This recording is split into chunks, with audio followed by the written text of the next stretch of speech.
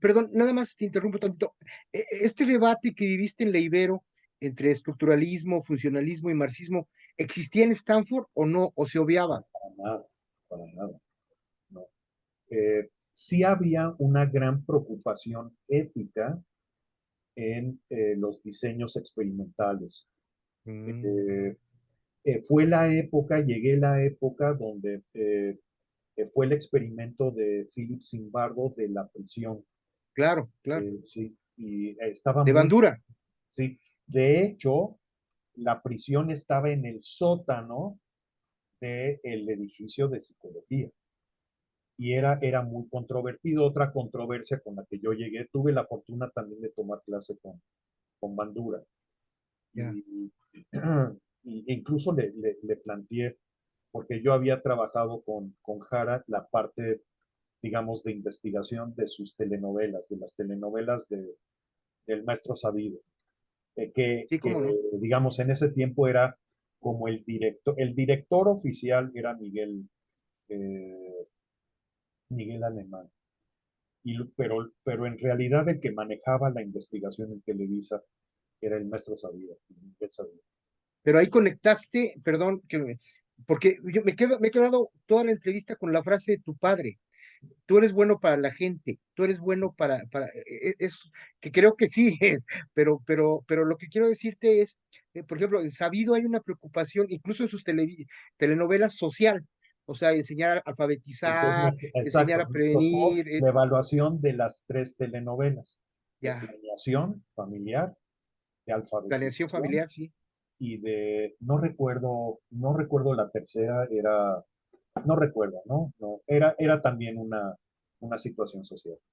Y quien organizó la evaluación de todo eso fue Jara. ya, Yo siempre mantuve mi contacto con Jara y pues venía yo una de porque estaba basado también en imitación y la teoría del aprendizaje social de Bandura pues era, digamos, como la teoría madre que, pues, que nos no, ayudaba, claro, ¿no? A esa pero yo creo situación. que con Bandura te sentiste profundamente identificado. Ahorita ya nos platicarás, Sí, pero sí, porque por la preocupación social, o sea, cómo lo social te determina, o sea, cómo el celador, que es un alumno, se vuelve celador, cómo el ladrón se vuelve ladrón, es decir, en este juego que hizo en el sótano de Stanford del experimento llamado, ¿no? Entonces, sí, pero bueno, pero platícanos tú mejor. una de las críticas que se le hizo a las telenovelas y a nuestra, no se mencionó así, es responsabilidad mía decirlo así, como a nuestra miopía en términos metodológicos, porque además, digo, todavía nosotros, por lo menos como mexicanos, no teníamos mucho la noción de investigación, de evaluación.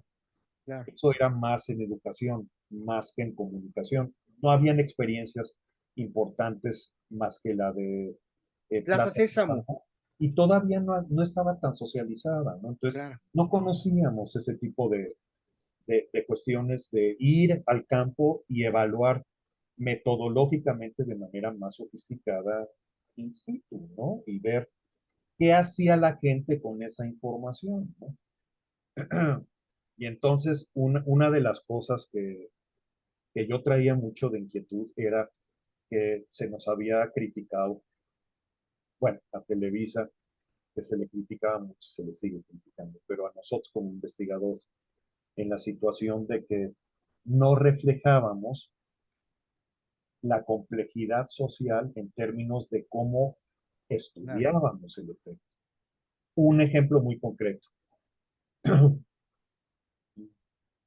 Eh, Había ya pocas áreas en México donde no había entrado la televisión. El radio prácticamente fue universal, pero la televisión no tanto.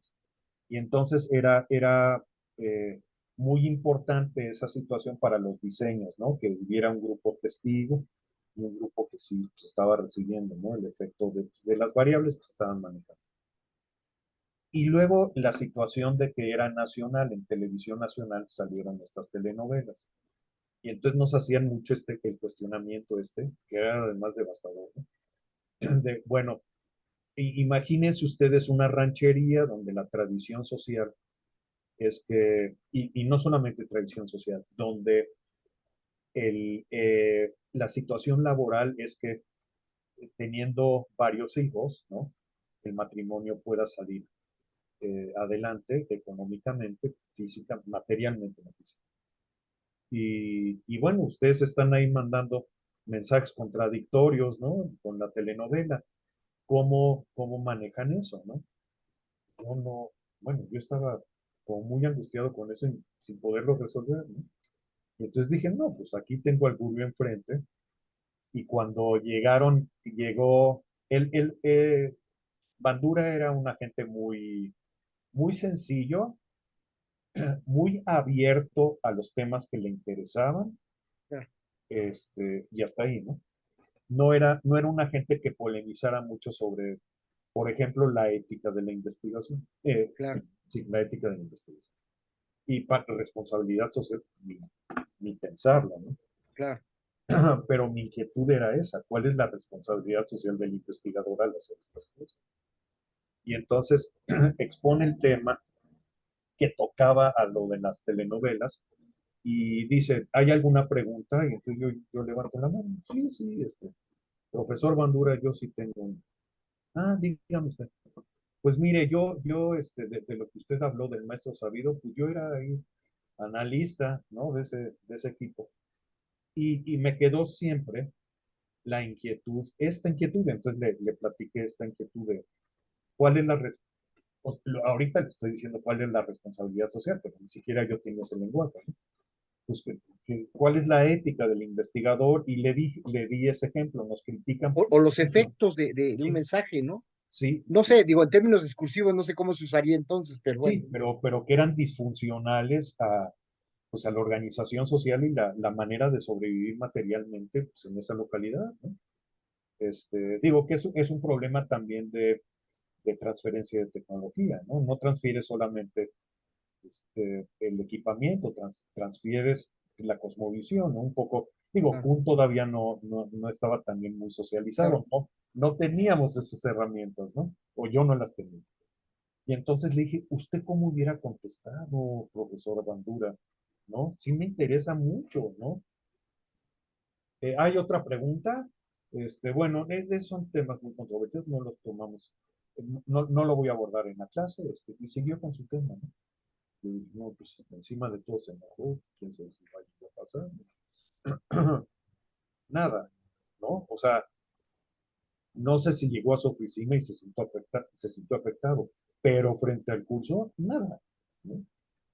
Nada. O sea, y yo estaba muy influido por un, eh, un, un- un compañero que iba 1 o 2 eh, años arriba de mí en el doctorado, un amigo que se llama John Pockheimer, que él era el portavoz del tema, ¿no?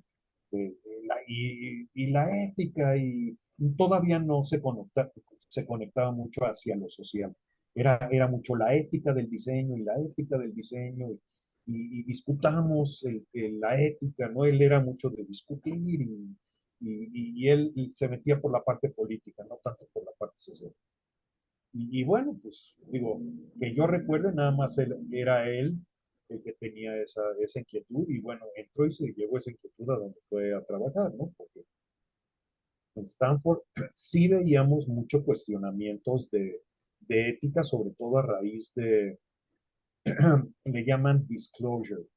Disclosure es al final del experimento que te expliquen, ¿no? El diseño, porque puede ser que partes muy controvertidas de ese experimento te hayan sacado lo peor como persona y tú te quedes con la imagen de que tú no eres tan buena persona finalmente. Entonces, es Claro, esa parte de retroalimentación. era muy importante. Pero ya en términos sociales, ¿no? Como ahora hay la preocupación, eh, era muy incipiente, no en términos de investigación, sino en términos de la discusión, ¿no? Y de socializar esa información como parte de la formación de los alumnos, ¿no? Yo sí venía pues de batallas ideológicas muy fuertes, pero en Stanford era lo que yo viví, ¿no? Más una preocupación ética hacia la persona y no tanto la situación de, digamos, de ideología y de ciencia. Pero eso, dije, aquí está lo que Paoli me decía. Y entonces me entró pues una angustia tremenda, ¿no? Yo decía, necesito que alguien me guíe, ¿no? Tus Para mí, compañeros, Abraham, en este dilema de Paoli, muchos iban hacia el dinero, supongo. O sea, bueno, digo, ser estanforiano, ser doctor, estar en Estados Unidos en una de las top 10 universidades, etcétera. Pues muchos sí decían de aquí, y dirán todavía hoy, de aquí yo me quedo y seré rico, ¿no? O había otros que sí se y aunque preocupaban no de, decidas, sí, y aunque no decías, aunque no dijeses, ¿no? Voy a ser rico, tampoco era un cuestionamiento fundamental en el sentido vocacional, ¿no? De decir, híjoles, ¿no? O sea, si me estoy formando de cierta manera, un poco lo de Vance Packard, ¿no? Estoy haciendo publicidad y no estaré moviendo unos hilos inconscientes ahí, que no me doy cuenta y que sí, efectivamente. Entonces, era así como una especie de melange, ¿no? Ideológico, ético, la filosofía de la ciencia. En filosofía de la ciencia, lo que yo estudié es como yo finalmente acabé entendiendo el problema es historia interna versus historia externa. Historia claro, interna es la historia de la argumentación científica y la historia externa es la historia de las condiciones en donde se da la ciencia, incluida por qué priorizas ciertos temas a otros, ¿no? Que también tiene que ver con eh, antes, ¿no? De tratamientos ideológicos muy elaborados, pues con valores, ¿no? Y con ética del que está decidiendo, sea el que esté decidiendo el investigador o el burócrata de una agencia que está financiando, o los que aceptan o no, y cómo lo hacen, ¿no? Esa información. Pero yo en ese momento traía una grandísima inquietud. Yo iba a sacar una maestría en psicología porque llegué a Stanford y me di cuenta que en la clasificación el número uno en psicología era Stanford también. claro. Y había psicólogos sociales ahí. No, pues Rogers, Bandura, o sea, era como Bueno, primero. Bandura era conductista, aunque sí se volvió mucho cognitivo social, ¿no? Ya al final Exactamente, yo lo agarré con la parte más bueno, el conductismo pues tiene sus herramientas muy finitas, pero digo, finalmente ni somos palomas ni ratas, ¿no? claro. Pues más sofisticación. Y él sí estaba evolucionando algo más cognitivo y más social. A mí ya no me tocó esa parte, ¿no?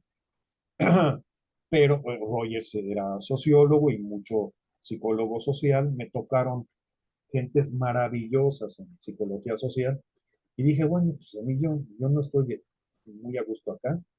Pues me voy de shopping aquí enfrente que estaba la escuela de educación. Y ahí fue algo extraordinario.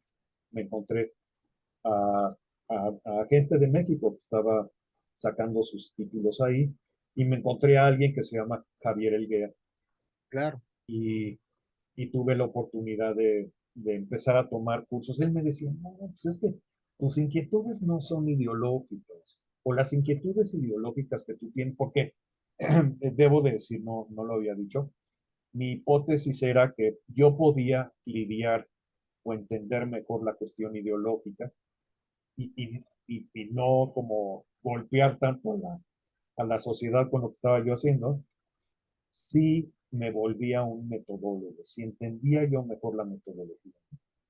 Y Javier ya daba tintes ahí, el doctor Javier Alguía, sobre cuestiones como siempre fue, sociológicas, económicas. él estaba en ese momento estudiando la maestría en filosofía y el doctorado, simultáneamente como especialidad de su doctorado, ya en sociología de la educación, Ya, estaba estudiando filosofía de la ciencia y estábamos tomando un curso, bueno, perdón, yo había tomado un curso avanzado de medición, que era sensacional ahí en Stanford. Y, y bueno, entré con un... eh, cuando yo entré se había retirado Cronbach, el creador del alfa de Cronbach, era sí, el claro. que daba el Nada curso más. de Cronbach, Ajá. nada más, sí. Que además era, bueno, tenía fama de una gente extraordinaria, lo que tú decías, ¿no? Estar cerca de los alumnos, no enjuiciarlos, apoyarlos. Era una gente muy cercana, pero pues, también era un geniazo, ¿no? Y en ese, el trimestre antes de que yo tomara la clase con él, se jubiló, pero trajeron a alguien también extraordinario, ¿no? En fin, de Chicago, que era un chavo como de mi edad, ¿no? Pero ya estaba dando clase. Y en ese curso, lo primero que dijo, ¿no? Fue, así se paró enfrente del grupo y dijo, en medición, el curso se llamaba Teoría de la Medición. En medición, las calificaciones o las mediciones son tan robustas como se muestre en términos de sus supuestos. En términos de sus supuestos. En términos de sus supuestos. Entonces dije, no, pues este cuate es kantiano, ¿no? O sea, digo, nos metieron 6 cursos de filosofía en la Ibero y en antropología filosófica, mi maestro eh, hablaba mucho, ¿no? Bueno, de todo este problema que no podíamos ver la realidad tal cual, sino pues, siempre los supuestos, ¿no? Nómenos y fenómenos y bueno, todo ese cuento kantiano, ¿no? Y yo dije, no es posible, yo quiero que me den una herramienta así de Superman todopoderoso, no ideológico, y resulta que todo depende de los supuestos, ¿no? Bueno, al mismo tiempo que fue así como una desilusión intelectual, fue encontrar como una liberación emocional. Ah, Entonces dije, bueno, pues ya puedo cumplir con Paoli porque pues nadie puede. Digo, si aquí los campeones de la medición dicen eso, y entonces, bueno, ese curso que fue muy técnico, sí constantemente iba y venía, no de la filosofía, pero sí del pensamiento filosófico que fundamentaba los modelos que veíamos, sin decirlo, sin decirlo. Y entonces, bueno, cuando conocí a Elguea, me dijo, no, hay que meternos a esta clase juntos. Y nos metimos a una clase sobre metodología de las ciencias sociales con el maestro Dennis Phillips, que fue nuestro mentor finalmente. Bueno, era mentor de Javier y bueno, a través de él lo conocí y bueno, fue nuestro gurú de filosofía para el déjame resto. interrumpirte ahí tantito. Tanto en la Ibero como en Stanford, porque dices que fuiste hacia filosofía de la ciencia. Había también esa base, otra vez, esa estructura de muchas materias de filosofía de la ciencia. Por ejemplo, esto que tú te permite a ti leer a una persona en una frase y decir, este es kantiano, me parece que eso da cuenta de un joven, Abraham Losnik, formado en términos filosóficos sólidamente. No sé si me explique, Abraham. Bueno, en la Ibero fue más escolástica y aprender a pensar, ¿no? Ahí fue más eso. Eh, Jorge Serrano, que para mí es una referencia importantísima, sobre todo en la docencia, aunque sus libros de filosofía de la ciencia fueron como mi primer contacto con la filosofía de la ciencia, hasta que contacté con Javier Elguea, fue que entendí, ¿no? Qué tipo de herramienta era la filosofía de la ciencia.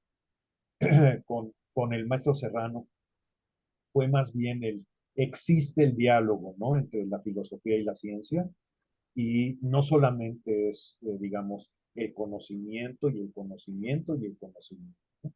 En la Ibero fue mucho eso, ¿no? Estar bordando sobre la parte, digamos, como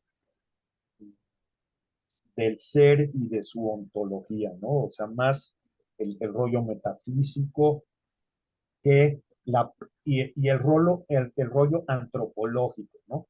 ¿Qué nos hace a nosotros como personas el poder conocer, ¿no? Y, y ya en la parte de filosofía de la ciencia, dije, no, pues es que por esta autopista tengo que transitar. Hubo un artículo que teníamos que discutir de Cronbach, Mm.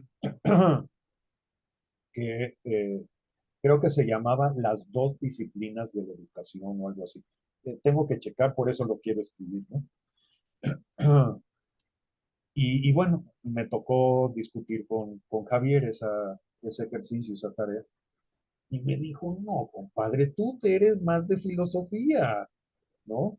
O sea, digo, puedes seguir si quieres en la cosa metodológica, pero no, no. Tú la herramienta que estás buscando está en la filosofía de la ciencia. Y dije, ¿qué es eso de la filosofía de la ciencia? Bueno, ya más o menos me explicó y me dijo, yo te acompaño para que una gente te tienen que hacer un examen oral para que te admitan. Yo no sabía que por estar inscrito en un doctorado cualquiera en Stanford, tenías derecho a hacer una especialidad en donde tú escogieras siempre y cuando acreditaras que podías con la parte técnica de esa especialidad. Claro. Entonces me dijo, no, aquí enfrente está un señor que se llama Ian Hacking y él te tiene que ver, así como si tuviera yo, pues no sé, la enfermedad de Chagas, ¿no? Que tiene que ver, ¿no? Y pues él tiene ahí la solución. Me dijo, nada más que te tengo que decir que es una gente muy ruda, ¿no? Es muy malhumorada. Así es que, pues ahora sí que, si de veras crees que tú quieres entrarle a estas discusiones que me dices, él es la persona, ¿ok? Él te va a abrir la puerta. Pues vamos, ¿no? Muy machinoso. Y ya saqué una cita con Ian Hacking y, y bueno, ya me dio el día del examen oral, ¿no? Y bueno, yo ahí rezándole a todo el mundo que se dejara. Y llego a la oficina de Hacking y me dice, pase usted. ¿Cuál es su experiencia en filosofía? Dije, bueno, mi formación, yo vengo de una universidad jesuita. Ah, ok, está bien. O sea, tiene usted, debo de decir que en los países sajones fue donde más se desarrolló y se expandió el pensamiento originalmente alemán de Popper, de estas gentes, en fin, de los positivistas lógicos, que eventualmente fueron los que desarrollaron las herramientas que a mí me interesaban, ¿no? Digo, yo sabía, ¿no? Entonces usted bien, y entonces la rivalidad está entre lo que los ingleses llaman filosofía analítica, o bueno, eso desde Alemania se sabía, ¿no? Pero filosofía analítica y filosofía continental. Y entonces, pues digo, Hacking siendo canadiense, aunque bueno, les voy a contar después, que también fue una síntesis, ¿no? De, pues, de que se podía discutir más cosas metafísicas, ¿no? Y que uno no perdía el tiempo en eso, ¿no? Pero me dijo, bueno, entonces usted, pues está formado en la escolástica, ¿no? No, pues, formado, pues las colas en México, ¿no? Pero, digo, por supuesto, no se lo iba a decir, ¿no? Yo no sabía ni lo que me estaba diciendo, ¿no? Y le dije, mire, yo descríbame usted sus cursos. Pues y que el ente, y que, en fin, que la ontología, y que la metafísica, y le empecé a contar.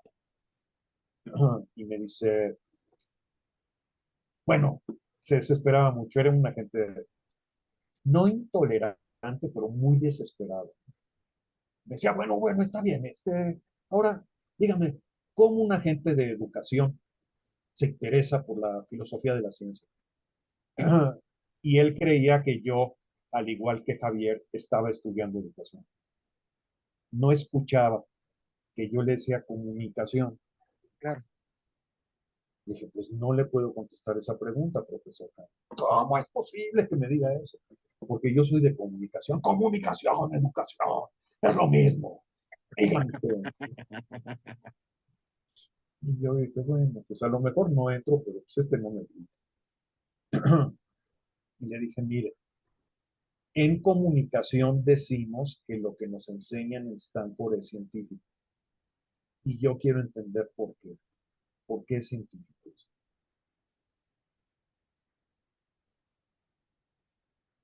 Ok. Te puso aprobado. Sí, me dijo, ok, ok, como acepto el reto, ¿no?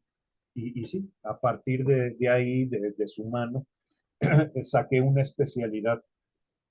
Las especialidades en filosofía en Stanford era si tú, digamos, podías con la parte técnica, podías especializarte como en los grandes temas que manejaban ahí en filosofía, que era básicamente filosofía norteamericana o pragmatismo, filosofía moral, lógica o epistemología y filosofía de la ciencia. Y yo Mm. escogí epistemología y filosofía de la ciencia. Pues me dijo, ok, está bien, entra usted a epistemología y filosofía de la Pero ciencia. había un debate muy importante, Abraham, perdón que te interrumpa. Por ejemplo, en ese entonces se nos obligaba a leer a Bachelard, se nos obligaba a leer a Popper, a Kuhn, a Feyerabend, a Chalmers, cosas que ya no pasa en la formación de investigadores, ¿eh? Sí, ¿Cómo ves eso? ahí sí, eh, excepto a Bachelard, que yo lo estudié en México, Ya. todos los que nombraste, los estudiamos A Kuhn, que ya con citaste tú. otras gentes, sí, Claro. y además tenía yo que hacer los cursos de epistemología y filosofía de la ciencia y un curso de cada una de las disciplinas que formaban filosofía en el departamento. Tuve que llevar lógica, tuve que llevar un curso de filosofía moral y tuve que llevar, de hecho, que fueron dos, un curso de filosofía pragmática que Hacking me dio y otro curso que también era de filosofía pragmática, pero que pude trabajar los, los, eh, los autores, se llamaba Richard Pruitt, el maestro, también sensacional este hombre, y me dijo, trabaja en la clase lo que a ti te interesa. Entonces trabajé George Herbert Mead y William James, y que era muy conectado a la tradición norteamericana de Claro. pensar la comunicación, no tanto la mexicana, pero, pero sí me ayudó muchísimo a pensar de manera diferente la comunicación, de lo que yo estaba acostumbrado o lo que había vivido. Jesús María Cortina, esa es una herencia extraordinaria de Jesús María Cortina, decía, un comunicador o un comunicólogo, el que estudia comunicación está obligado a considerar otras ideas de otros campos, de otros autores, de otras filosofías, de otras cosmovisiones. Tenemos la obligación de abrir nuestra mente sin necesariamente, ¿no? Estar de acuerdo filosóficamente o ideológicamente o en términos muy pragmáticos de estilo de vida o de moralidad, ¿no?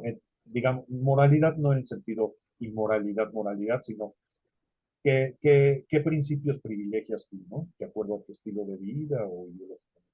Y decía Jesús María Cortina eso, ¿no? O sea, ustedes tienen que siempre tener ese principio metodológico de abrir su mente, ¿no? Y eso Como interdisciplinario, multidisciplinar. sí, porque así como dice Iris de que los franceses ella encontró, ¿no? Que digo, pueden ser muy buenos en lo que ellos hacen, ¿no?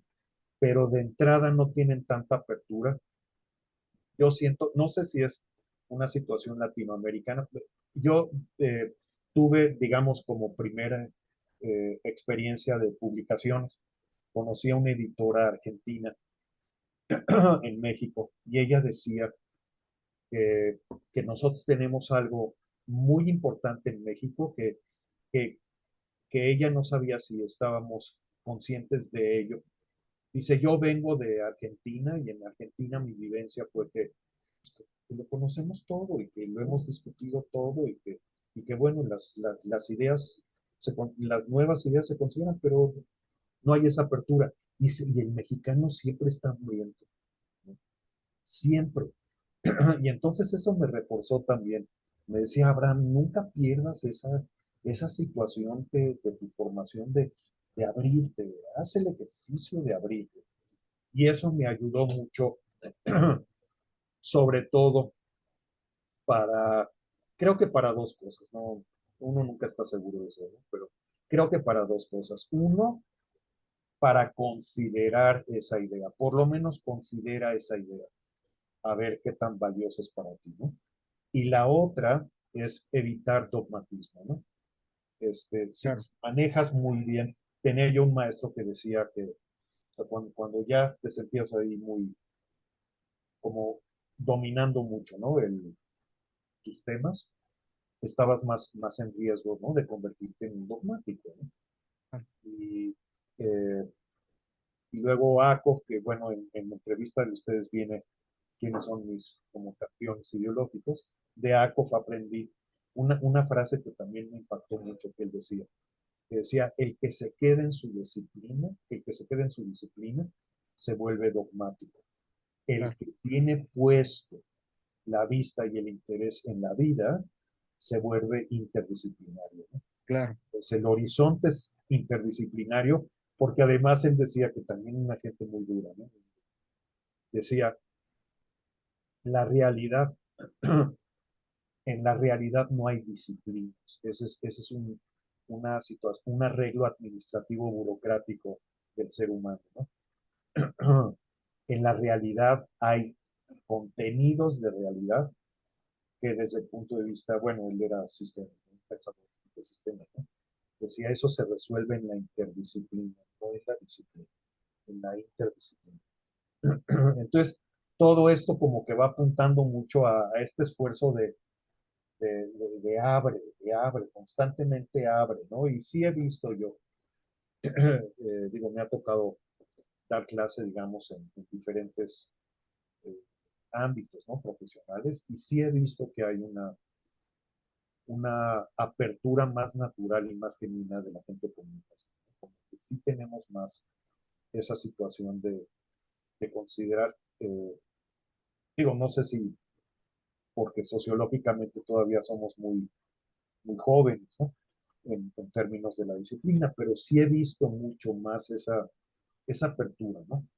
Ese Abraham, sentirnos más cómodos yendo y viniendo hacia la disciplina.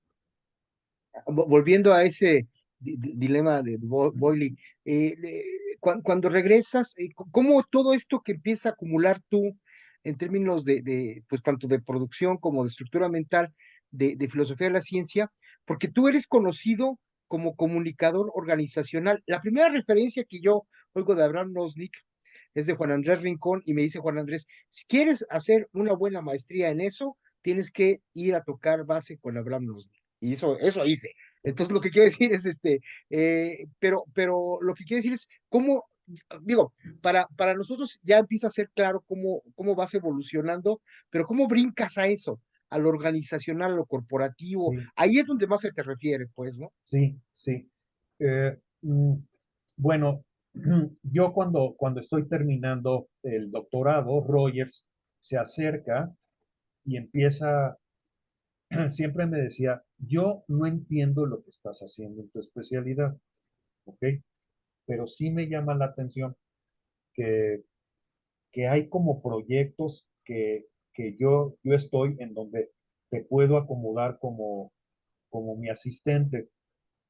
¿Te gustaría quedarte en Estados Unidos 2 años como mi asistente de investigación? No. Es como ¿Dónde preguntarme, oye, firmo, no? pues, ¿y el cielo es azul o no? Pues sí, sí es azul, ¿no? Y sí es cielo. Y entonces dije, sí, sí, ¿qué hago? ¿No?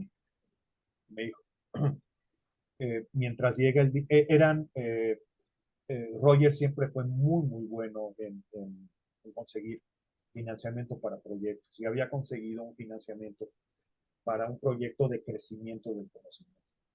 Y como yo le contaba, ¿no? Que la especialidad era en modelos de crecimiento del conocimiento, me dijo, no, no, no, vente para acá y por lo menos quédate 2 años aquí en Estados Unidos. No, yo le dije, pero por supuesto que sí. Coyunturalmente se me terminó mi, mi dinero de CONACYT, pero en esa época, no sé si ahora también, supongo que sí, hay los que vamos por cierto número de años y por ciertas especialidades, estoy hablando de maestría y doctorado, el gobierno norteamericano te daba eh, un espacio, un tiempo, le llamaban technical training, entrenamiento técnico para que trabajaras y tuvieras también la experiencia práctica, ¿no? Y entonces, gracias a eso, sí, me contraté en un lugar como analista y pues, no llegaba el dinero de Rogers, no llegaba. Y, y Jara me decía, ¿qué haces allá? ¿Ya terminaste el doctorado? No, pues es que Rogers me invitó 2 años. Pues, digo, no voy a desaprovechar, ¿no? Bueno, pues sí. Cuando no llegó el dinero, le hablé a Jara, ¿no? Le dije, oye, pues finalmente, pues no llegó esto. No sé si podría regresar a México y pues, me da chamba, ¿no? Pues sí, te estoy diciendo desde hace meses, pero pues, ahí te visito ahí en Estados Unidos. Vente para acá, hombre. Y bueno, ya me regresé a Televisa. Ya había creado un instituto que se llamaba Instituto de Investigación de la Comunicación, que era digamos, un, una empresa afiliada al grupo Televisa. No era Televisa, pero ya le habían dado el visto bueno al tema de investigación, el señor Azcárraga, y, y Azcárraga entonces, Milmo. sí, le había dado permiso a Rubén, hasta donde entiendo, de que, bueno, Televisa no iba a financiar todo el presupuesto del instituto, nosotros teníamos que vender investigación de mercado o investigaciones que tuvieran que ver muy relacionadas con los intereses de la juventud. Y esas dos situaciones hacíamos tanto de mercado como las investigaciones formativas, ahí ya entendí que la evaluación de contenidos de los medios tenía que ver con investigación formativa, que es ir construyendo, digamos, en el caso de comunicación, mensajes o contenidos, y la sumativa, que era propiamente los efectos, ¿no? Sociales. Entonces ahí me empecé a empapar de que efectivamente, pues sí, se podían hacer esas cosas. Al cabo de un tiempo, bueno, a mí siempre me ha gustado mucho la docencia, entonces empecé a dar clases en el ITAM. Regresé y una de mis ilusiones era alguna vez dar clase ahí. Una compañera del instituto daba clase en, Benita. en el ITAM, incluso llegó a ser profesora de tiempo completo ahí. Y dije, pues conéctame, ¿no? Y sí, pues ahí me conectó eventualmente. eh, eh, bueno, no en ese momento, pero llegué eventualmente al ITAM. Salí del instituto, era, eh, como decías, ¿no? Ese bagaje y esas inquietudes que traía, pues sí las quería yo como institucionalizar en algún lugar, ¿no? Y no hubo oportunidad en ese momento en el instituto, y un amigo, Alberto Martínez de Velasco, me invitó a Banamex, porque en Banamex había un ámbito que estudiaba el clima laboral. Mm, Y entonces y eso era en banca regional. Entonces le dieron la oportunidad a Alberto de generar pues más infraestructura en el corporativo de recursos humanos. ya. Y me invitó ahí como investigador.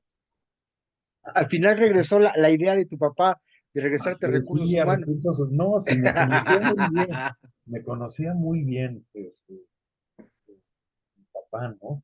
Le cuento a mi esposa, perdón por la situación personal, pero era, no sé, era una conexión muy, muy extraña con mi papá. Y, y de veras me conocía muy bien. Y ya nada más llegaba, no tenía yo que decir mucho. Él me decía gordo. Y decía, ¿qué pasa, güey? No, ya, todo bien. No, no, no, no, no.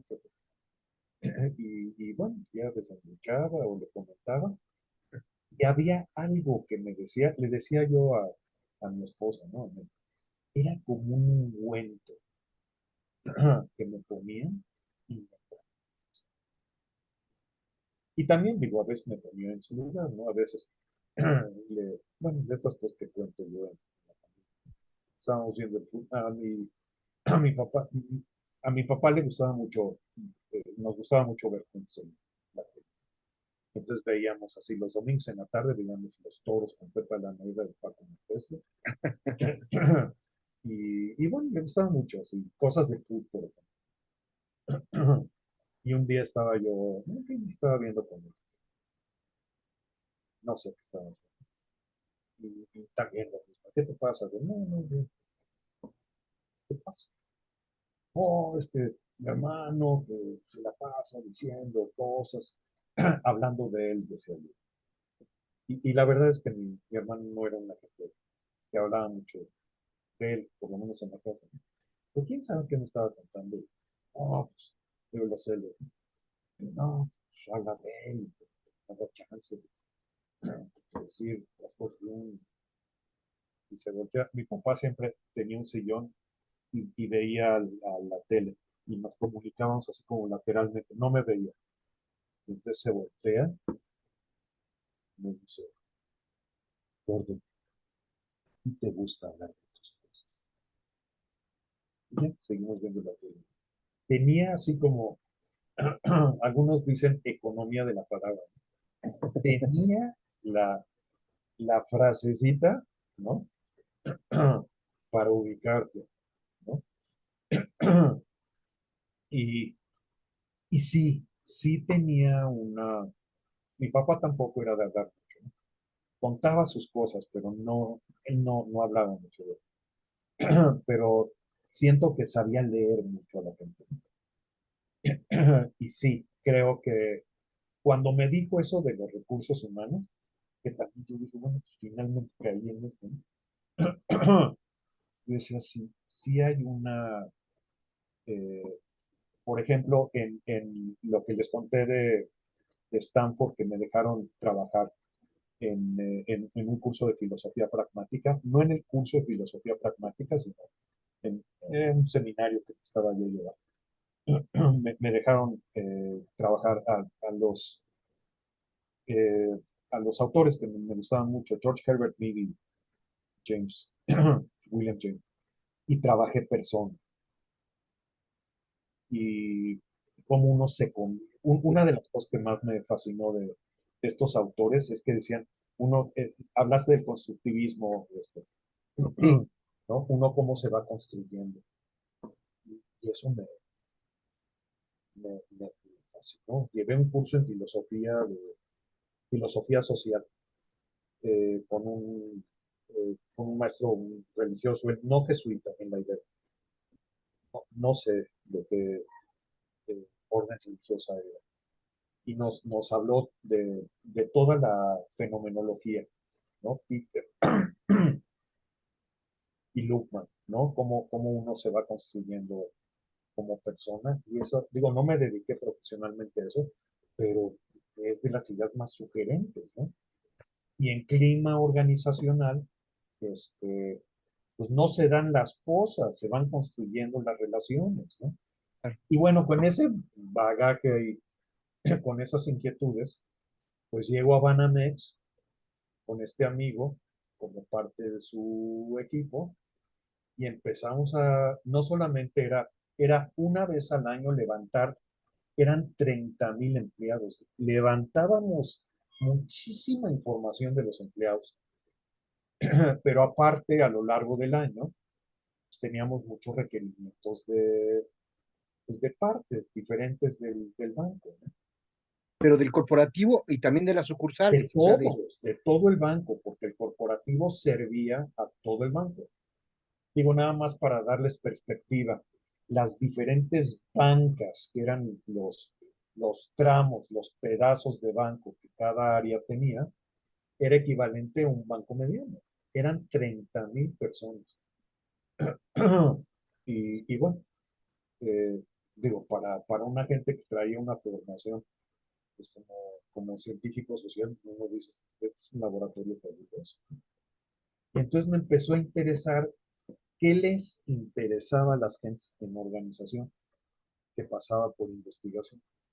mm, Y un día, un colega, Luis Albarrán, que ya falleció desafortunadamente, Luis me dice, oye, me invitaron a dar una clase de planeación estratégica de una empresa que da capacitación para formar capacitadores. ¿Me podría sustituir?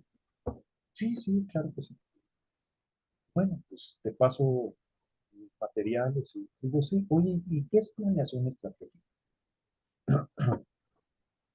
Pues, mira mis materiales y no los apréndetelos y pues, ahí diles algo, ¿no? Y vi sus materiales y dije,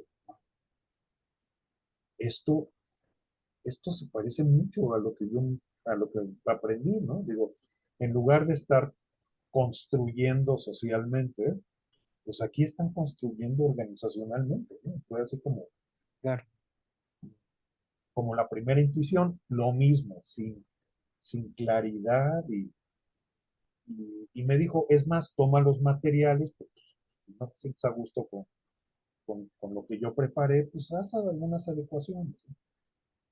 Y sí, hice algunas adecuaciones, sobre todo para entender yo mismo, ¿no? ¿Qué quería decir? Bueno, después de eso,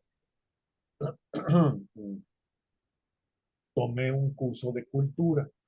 Apenas estaba surgiendo cultura organizacional con Horacio Andrade, con Sergio Sánchez, perdón, disculpen, eh, con Salvador Sánchez, con Horacio Pedro Andrade, Sánchez. con Joaquín Peón. Ellos tres estaban presentando pues haciendo esta propuesta. Y era todavía, pues digo, arcaico, ¿no? Los plastiquitos, pero, pero creo que fue Horacio que se dedicó mucho a graficar, mucho a graficar. Y ponen una gráfica de lo que ellos estaban explicando de cultura. Y digo, esto se parece a los dibujos de cómo va creciendo el conocimiento. Y bueno, a partir de ahí dije, bueno, pues vamos a ver si hay esa conexión. Y eh, coincidentalmente, Horacio Andrade era presidente de la asociación en ese entonces era todavía comunicación organizacional, por ahora AMCO. AMCO, exacto. Y me invita y me dice, pues date una vuelta, si te interesan estas cosas, date una vuelta a un desayuno. Sí, y efectivamente me fui a un desayuno y estaba, eh, sí, claro, claro que sí. Y entonces, eh, eh, en fin, fui al desayuno y le tocó hablar bueno, a una gente que yo quiero muchísimo, y entonces, bueno, Roberto Sánchez Mejorada, que es la persona que estaba, No, nos habló en fin, le tocó ir a Estados Unidos a un congreso, y bueno, me enamoré, le dije, yo dije, si esto es comunicación organizacional, yo quiero, ¿no? Yo había llevado comunicación organizacional en la Ibero, y la verdad, digo, ni siquiera me Roberto fue había director de comunicación de la Náhuac, la ¿no? Y, náhuatl entre otras muchos muchas cosas. años, Ajá. muchos años. Y entonces, bueno, me fasciné con esas cosas. Eh, Después de Banamex, me fui al ITAM, no a ciencias sociales, sino a estudios generales, que era la parte, digamos, del currículum humanista. Y estuve ahí un rato.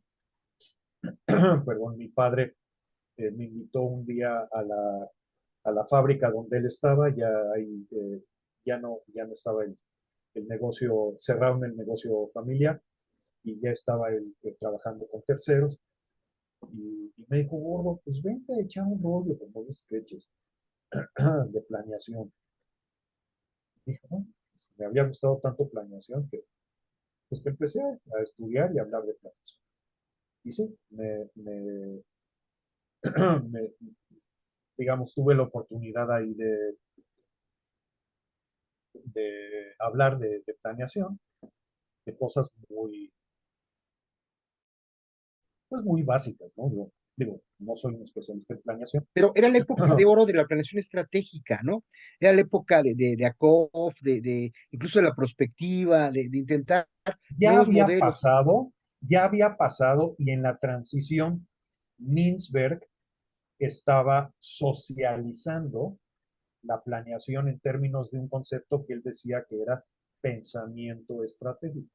Decía, se burocratizó planeación, pero ahora debemos a través de esfuerzos comunitarios, ¿no?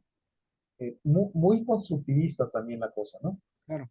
Planear todos el futuro de la organización, y ahí encaja perfecto con EICO, que dice que el futuro no se predice, sino se construye. Y bueno, empezaron a caer insumos. Eh, eh, Después del ITAM abrí una consultoría, eh, y bueno, estuve de consultor un par de años, hasta después, pues ya regresé a la Ibero, casi un año, porque en fin tuve una diferencia ahí con el rector, entonces salí de la Ibero, y yo había, como consultor, le había hecho trabajos a la Náhuatl. En los 25 años de la universidad los organizó Roberto Universidad. Temporada, y yo fui su consultor ahí. Y luego en pequeños proyectos le apoyaba yo a la universidad. Cuando salí de la Ibero, un tiempo estuve otra vez en proyectos, y salió el proyecto de, de la Náhuatl. Miento, un, un cliente de la Junta de Asistencia Privada del Distrito, bueno, aquel entonces era Distrito Federal, estoy hablando en 2003. Eh, Me dijo el presidente de la Junta de Asistencia Privada, oye, Abraham, que era una gente que yo había conocido en Nueva York. Eh, yo quisiera que fueras mi asesor aquí en la Junta de Asistencia Privada. Te voy a comprar el 50% de tu tiempo. Bien. Pero luego, pues, saliendo de ahí, dije, bueno, ¿y qué voy a hacer con el otro 50%? Tengo que ser muy eficiente, porque si no, pues, se va a echar a perder, ¿no? Y fui a la Náhuatl, y bueno, estuve viendo, más bien solicitando, ¿no? Si había alguna media plaza o plaza de medio tiempo. Y, y llegué a economía y negocios, Con mi negocios. y Ramón Lecona y Toño Morfín, sí. Sí. Eh, y total que me dijeron, fíjate que se acaba de ir una persona de tiempo completo, ¿por qué no vienes de tiempo completo y te dejamos con un proyecto? Pues el de la Junta de Asistencia Privada. No se dio en ese momento, se dio a los 6 meses. Y pues ya más o menos llegamos al día de hoy, porque a partir del 2003 ya estuve preferentemente en la Universidad de Anáhuac, en Economía y Negocios, hasta el 2020, básicamente, 17 años. Y Es así una fue pregunta, como no entré sé, a lo que te tengo organizacional. que hacer, Abraham. ¿Cómo decide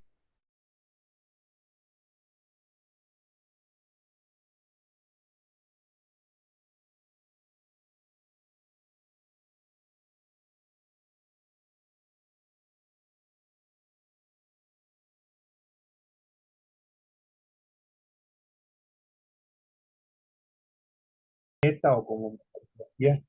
Cuando yo abrí el despacho de consultoría, mi idea era que del despacho eventualmente pudiéramos evolucionar a un centro de investigación que también tuviera la línea de consultoría. Entonces, me puse una política, bueno, yo le llamé así muy, muy así, bueno,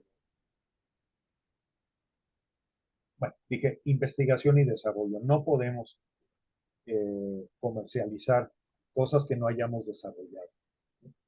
Y entonces empecé, esta anécdota es muy bonita porque así empecé a documentar los modelos. Cuando salgo del ITAM para ser consultor, muy pronto la empresa que me había contratado para un año para darle consultoría, en fin, pasaron cosas, ya no quiso que le diera consultoría, entonces dije, bueno, ¿y ahora qué hago? ¿No? Me acaba yo de casar, por cierto. Entonces, digo, ¿y ahora qué hago? Le cuento a mi esposa que el reto más grande de comunicación que tenía entonces era llegar a la casa y decirle que, pues que me habían despedido, ¿no? De la única empresa que estaba yo asesorando, ¿no? Y, bueno, gracias a Dios, tanto Banamex como a la Náhuatl me dieron oportunidad de ser sus asesores. Entonces, en Banamex asesoraba a un área que se llamaba entonces, no sé si sigue, desarrollo organizacional.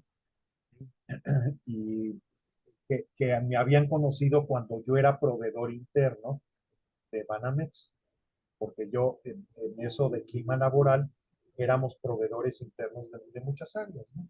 Y de una de ellas era de desarrollo organizacional, que además era muy afinal a lo que, porque yo ese crecimiento del conocimiento, desarrollo organizacional, pues muchas de las cosas que hacían me enseñaron cómo poder traducir racionalidad científica a herramientas de análisis organizacional.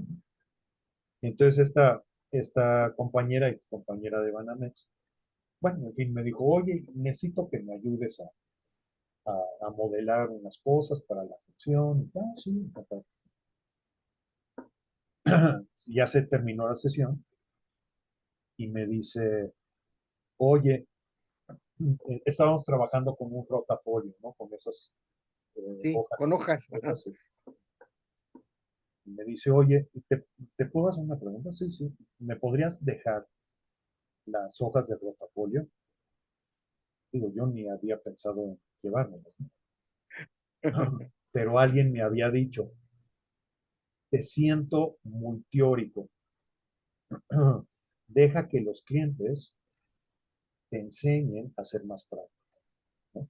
Esta idea de Jesús María Cortina, ¿no? Claro. De abre. Él no me lo dijo, pero me lo dijo una gente que, bueno, me conoce muy bien desde hace muchos años y fui a verlo, ¿no? Para decirle, oye, ¿qué hago de investigación, de asesor? Y me dijo eso, ¿no? Aprende el lenguaje y los problemas de tus clientes, ¿no? Entonces, bueno, dije, sí, te dejo las hojas de rotafolio siempre y cuando eh, me contestes esta pregunta. ¿Qué viste en el rotafolio que Claro. te fue útil? Y entonces me dijo, ay, no, pero Yo saco mi cuaderno y le empiezo a tomar apuntes. claro. Y en especial me llegó a una hoja y me dijo, esto me ayuda mucho a concretar. Y bueno, en fin, digo, la serendipia, ¿no? Había yo puesto así cosas y entonces llegué a la oficina y empecé a decir, bueno, pues aquí hay algo, a lo mejor un modelo práctico para los clientes. Y de ahí salió el triángulo de efectividad y el hexágono de responsabilidades, que fueron las dos herramientas que, pues, con las que viví Ahí como nace asesor. comunicación productiva. No, no. Comunicación productiva nace porque en un congreso de AMCO estaba yo, en fin, siempre ahí ando tomando apuntes y estaba yo tomando apuntes de una conferencia y también llegué a mi oficina y dije, no, pues si yo puedo hacer también en el despacho cosas como de que estaban diciendo en la conferencia. Y total que, bueno, eh, empecé a hacer unos apuntes y en la sección de herramientas de mejora continua empecé a jugar con el proceso de comunicación y me di cuenta que comunicación, bueno, lo que eventualmente fue comunicación productiva, empieza con la retroalimentación, porque la mejora continua empieza tú preguntándole al que le vas a ayudar a mejorar un proceso, un producto o alguna situación, ¿qué necesitas, no? ¿Qué, qué esperas de los insumos que te voy a diseñar, ¿no? Y bueno, empecé a decir, bueno, y esto está al revés, ¿no? Y la Universidad del Tepeyac, que yo daba clases ahí, organizó un congreso multidisciplinario. Y me dijeron, pues usted salió de comunicación, pues tiene que decir algo multidisciplinario, ¿sí? Que nos ayude a la multidisciplina. Y bueno, comunicación organizacional, pues digo, ya de suyo es así, pero siempre me estaba coqueteando la idea de que el concepto que integra lo que estoy tratando de hacer es la productividad. No es ni la comunicación ni la organización, sino por qué los seres humanos generan valor, ¿sí? O generan capital de todo tipo, y, y cómo sirve eso para... De Popper me heredé la obsesión de la no violencia, ¿no? Él decía que el proceso civilizatorio es el proceso de cómo la racionalidad le gana a la violencia. Y esa idea así como que, bueno, me resultó muy poderosa y muy atractiva. Y bueno, en comunicación sobre todo, cuando uno estudia acuerdo, pues es eso, ¿no? Y luego estaba yo estudiando una, cosas de un antropólogo, creo que es holandés, que ha observado mucho a los chimpancés y a los bonobos. Y, y dice, tiene un libro que se llama, si recuerdo bien, bueno, ahí después les voy a buscar las referencias. Él dice que la naturaleza humana es muy violenta como los chimpancés y muy eh, cooperativa, negociadora, como los bonobos. Y entonces que estamos entre los bonobos y los chimpancés. Y bueno, una de las cosas, bueno, a nosotros nos enseñó, no sé si es correcto, ¿no? Que Aristóteles en su retórica decía que el que domina, ¿no? La metáfora domina la, el elemento persuasivo. Y bueno, pues uno busca, ¿no? Busca imágenes, busca formas retóricas, ¿no? Y sobre todo, como estaba de consultor, pues era una habilidad que yo no tenía mucho, ¿no? De traducir, de traducir, de traducir, ¿no? Y fue precisamente el decir, bueno, ¿qué hago con esta cosa de que salió de la retroalimentación? ¿Con qué tendrá que ver? Y recuerdo, no sé si es exacto, que en lugar de hablar de herramientas de mejora continua, Drucker, también otro de mis héroes, hablaba de herramientas de aumento de productividad. Y entonces por ahí fue que empezaron los primeros balbuceos de digamos, de esto de comunicación productiva. Y efectivamente, por lo menos para mí, a pesar de que decimos que el sector productivo, ya menos, ¿no? Pero que el sector productivo es el sector empresarial, pues en realidad no, ¿no? Todos somos productivos en la medida en que hacemos un esfuerzo y eso logramos traducirlo en valor, cualquiera que sea este valor, que sea bienestar material, que sea confianza o capital social, que sea una idea que se pueda traducir a productividad organizacional, ¿no? Como es el capital intelectual, incluso llegando hasta cosas tan precisas y tan aplicadas como las patentes. Y el capital humano, por supuesto, ¿no? Que es el perfeccionamiento medido en términos entre otras cosas, hay muchas formas de medir, pero a mí lo que me gustó mucho es medirlo en términos de conocimiento o de habilidad, ¿no? Entonces, creo que por ahí empezaron las primeras definiciones de comunicación productiva y efectivamente el primer escrito de comunicación productiva lo presenté como un trabajo a la Universidad de Tepeyac. Ahí mira, tal vez lo que más, por lo menos aquí en el SICA, se refirió mucho esta escala que va, digamos, de los diferentes tipos de comunicaciones.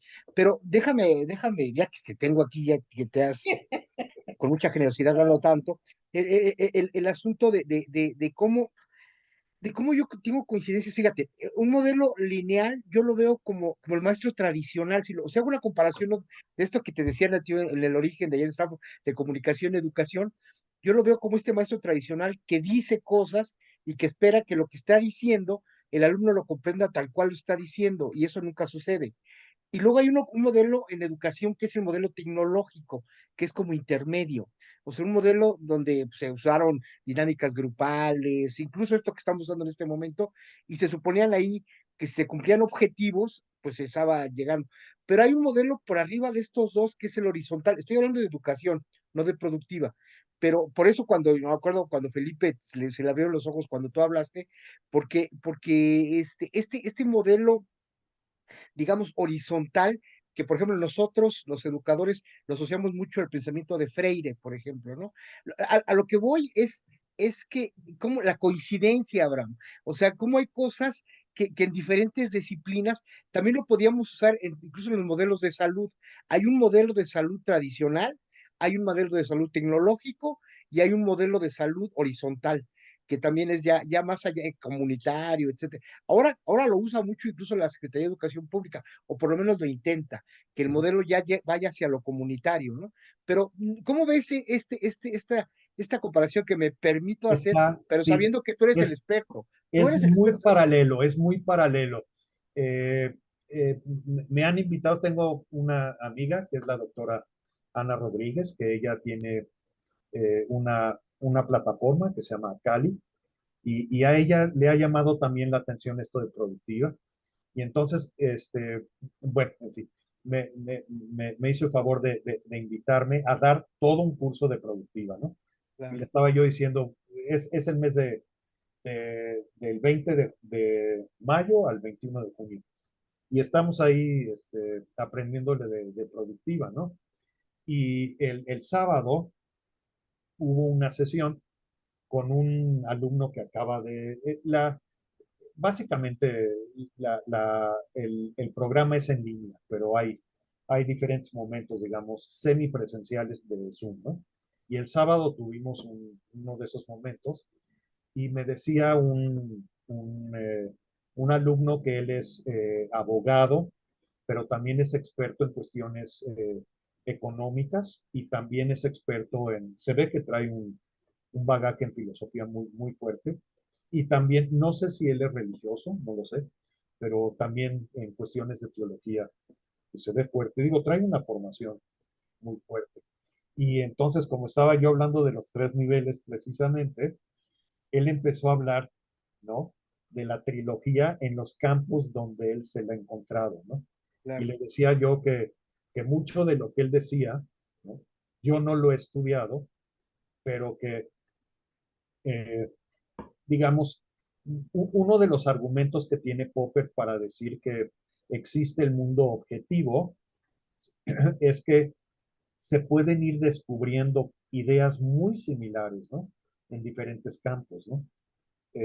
Lácatos hablaba que tenía una formación, digamos, más, siento yo, más fuerte en física que Popper, aunque Popper conocía muy bien las ciencias naturales. Lácatos incluso se atrevió a decir de experimentos, hablar de experimentos, perdón, de descubrimientos simultáneos. Eh, o de desarrollos tecnológicos simultáneos, ¿no? Bueno, para algunos es muy conocido que el teléfono tuvo pues varios desarrolladores y que finalmente el que le dieron la, la patente, digo, Bell, fue por así segundos, ¿no? Que llegó a exacto. la oficina. Y entonces esta situación de descubrir o de la consonancia o de la fertilización entre los campos, ¿no? Que ayuda, porque digo, los campos no pueden fertilizarse si no hay en cada uno de ellos pues, un desarrollo y que esta herramienta pues, te puede servir, ¿no? Entonces yo le decía a esta persona, ¿no? Sí, efectivamente, hay esta situación de, bueno, simultaneidad es algo mucho más misterioso, ¿no? Pero de Claro. pensamiento paralelo, ¿no? Le decía como comentario, ¿no? A esta persona que don Eulalio Ferrer, que en paz descanse, también tenía mucha curiosidad sobre la trilogía, ¿no? Y alguna vez nos habló sobre esta idea, ¿no? De la trilogía en muchos campos, ¿no?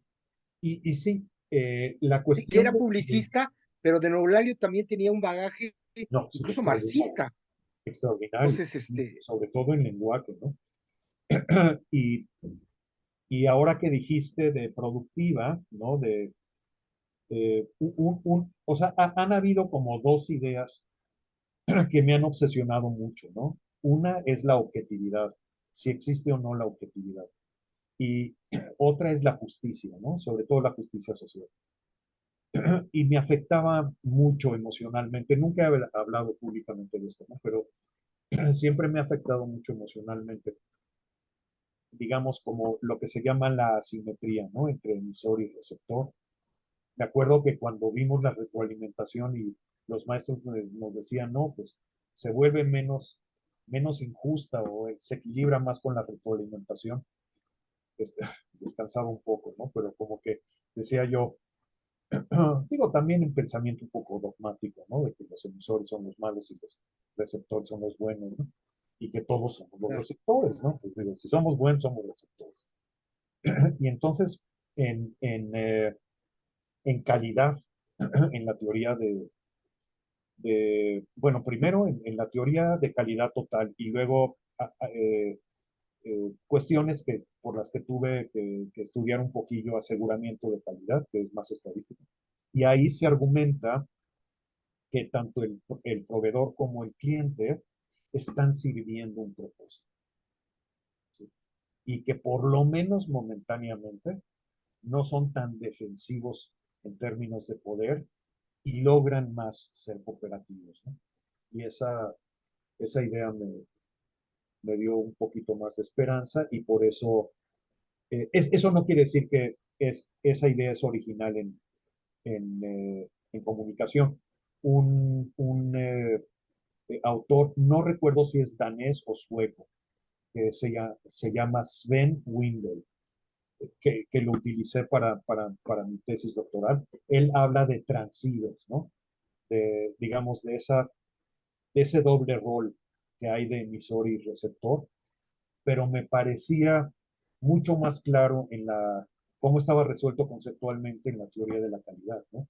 porque claro. en calidad, o sea, estructuralmente tú tienes diferentes poderes, funcionalmente se busca ser más cooperativo y ahí hay más la oportunidad de establecer red, ¿no? Que finalmente, la, no he hablado mucho de ACO, pero la teoría de sistemas de ACO me ha ayudado mucho, sobre todo a modelar qué podría ser una explicación más evolutiva y finalmente más justa, ¿no? De los sistemas sociales, organizacionales o de la misma relación emisor-receptor. Y Pero en es, ese sentido, sí, de la justicia, hay una preocupación en tu obra sobre el bienestar social.